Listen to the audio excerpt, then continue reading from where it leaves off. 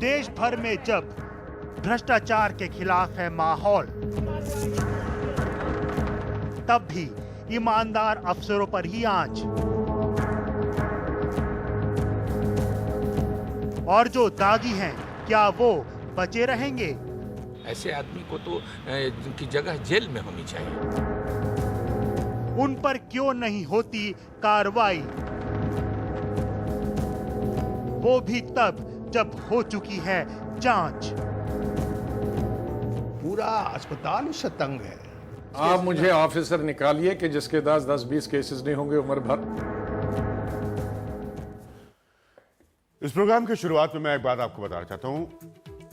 एक सेकंड के लिए अपने दिमाग पर जोर डालिए और सोचिए all India institute of medical sciences की तस्वीर। देश के तमाम हिस्से से लोग वहां आते हैं अपना इलाज करवाने। कई बार आपने all India institute of medical sciences के इर्द गिर्द और उसके प्रेमिसेस में, उसके कैंपस में देखा होगा कि लोग मरीज का इलाज कराने के लिए वहीं रहते हैं और तमाम दिन इंतजार करते हैं।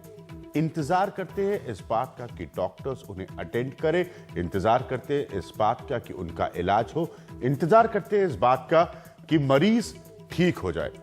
ऐसे में अगर मैं आपको ये बात बताऊं कि जिनकी तस्वीर आप देख रहे थे विनीत चौधरी साहब की, अगर मैं आपको बताऊं कि इनके कुत्ते की रेडियोथेरेपी उसी all India institute of medical sciences में होती है, तो आपको कैसा लगेगा?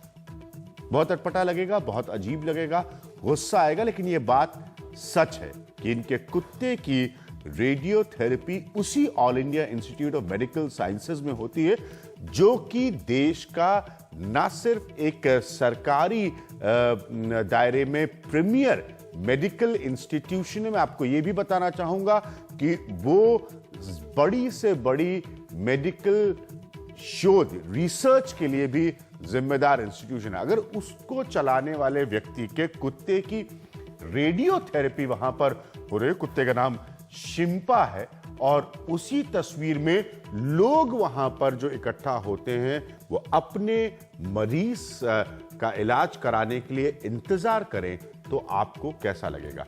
क्या ये वो अफसर है जो वाकई न सिर्फ अपनी पोजीशन को, अपने ओहदे का गलत इस्तेमाल करते हैं, उसे इस कदर लाइटली लेते हैं, हल्केपन से लेते हैं कि शिकायतों के बावजूद उनकी हरकतें और करतूतें नहीं रुकती? जरा इस रिपोर्ट पर गौर कीजिए। कई आरोपों से घिरे भारत के सबसे मशहूर मेडिकल संस्थान एम्स के deputy director administration Vineet Chaudhary को आखिर कौन बचा रहा है? ये सवाल इसलिए उठ रहा है कि कई गंभीर आरोपों और सीवीसी की ओर से बर्खास्तगी की सिफारिश के बावजूद वो न सिर्फ अपने ओहदे पर बने हुए हैं, बल्कि कायदे के खिलाफ 7 साल से ज्यादा समय से डेपुटेशन पर भी हैं। इसी साल मई में उन्हें केंद्र सरकार ने एक्सटेंशन दिया है। इस पदाधिकारी को यहाँ बिठाने का मंत्री का क्या औचित्य बनता है? सरकार क्यों प्रोटेक्ट कर रही है इसको?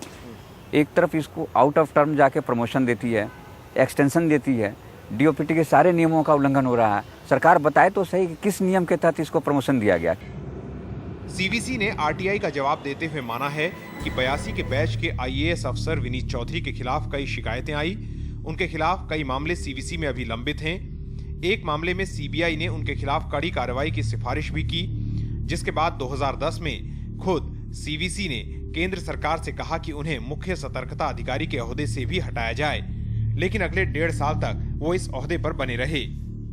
ये हाल तब है जब अलग अलग दलों के सांसदों ने उन्हें हटाने के लिए प्रधानमंत्री को चिट्ठी लिखी है।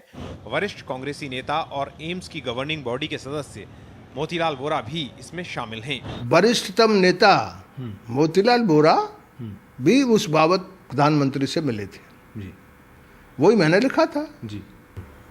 जो डॉक्टर्स हैं वो सब लोग उससे तंग है। किस चीज में खर्च करने उसका कोई नहीं, वो तो पैसा खाने के लिए खर्च करता है। विनीत चौधरी पर कई वित्तीय गड़बड़ियों के आरोप हैं, जिनमें कॉमनवेल्थ खेलों के दौरान स्पोर्ट्स इंजरी सेंटर बनाने का घपला भी शामिल है। यही नहीं, उन पर एम्स में अपने कुत्ते की रेडियोथेरेपी कराने का भी आरोप लगा। उनकी मिली भगत है इस आदमी के साथ, जो लोग इनको एक्सटेंशन देते जा रहे हैं, क्यों सेवा विस्तार दे रहे हैं ऐसे आदमी पर? ऐसे आदमी को तो की जगह जेल में होनी चाहिए। वरिष्ठ सीपीएम नेता वासुदेव आचार्य और समाजवादी पार्टी के महासचिव मोहन सिंह ने भी ऐसी ही चिट्ठी प्रधानमंत्री को लिखी है। हमने विनीत चौधरी से संपर्क करने की कोशिश की। हमें SMS पर बताया गया कि उनकी तबीयत खराब है, लेकिन मंत्री गुलाम नबी आजाद को लिखी अपनी चिट्ठी में विनीत चौधरी ने अपनी सफाई में कहा है, मेरे खिलाफ साजिश हो रही है, इन आरोपों के कोई जवाब नहीं हो सकते।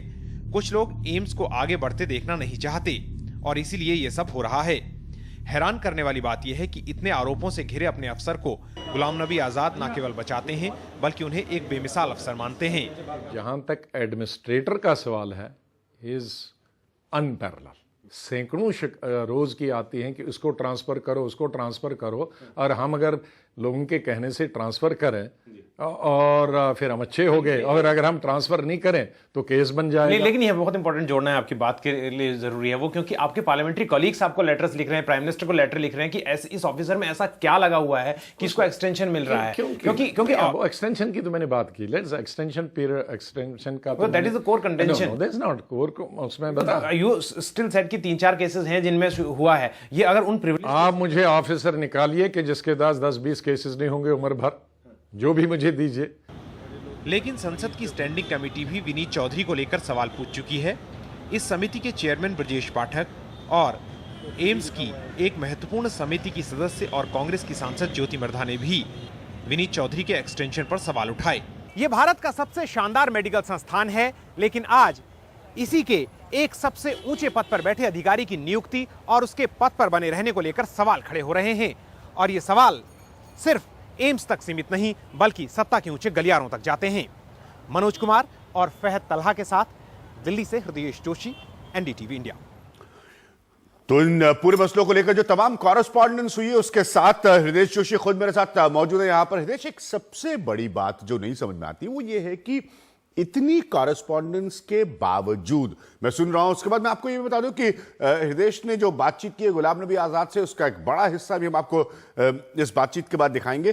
पॉइंट मेरा ये है कि क्यों इस कदर डिफेंड किया जा रहा है किसी विनीत चौधरी को? देखिए, अभी यानी एक दिन में बात नहीं आई है। लंबे वक्त से हम एम्स में जब बातचीत कर रहे थे लोगों से तो ये पता चल रहा था कि वहाँ बहुत ज़्यादा प्रॉब्लम चल रही है, खासतौर से जब से एम्स का बजट बढ़ाया गया है। लेकिन इस बात पे हमें इस इन्वेस्टिगेशन के बाद कोई शक नहीं है, मंत्री जी कुछ भी कहें, कि विनीत चौधरी के ऊपर बहुत सारे इल्जाम हैं, लेकिन हमें ये पता नहीं चल रहा था कि ये कहां अपने डिफेंस पे बार-बार करेंगे मेरे खिलाफ साजिश हो रही है, मेरे खिलाफ ये अपनी पावर कहां से ड्रॉ करते हैं, हम ये जानना चाहते थे। क्योंकि आप ये देखिए, वासुदेव आचार्य, मोहन सिंह, अली अनवर, शरद यादव, सबकी चिट्ठियां हमारे पास है। यानी कि जैसे कहते हैं तीसरा मोर्चा बनता है। उसके बाद कांग्रेस की ज्योति मिर्धा, मोतीलाल वोरा जो गवर्निंग बॉडी में है, आज ही मीटिंग हुई है गवर्निंग बॉडी की, सुषमा स्वराज जो गवर्निंग बॉडी में है, सब इनके खिलाफ बोल रहे हैं।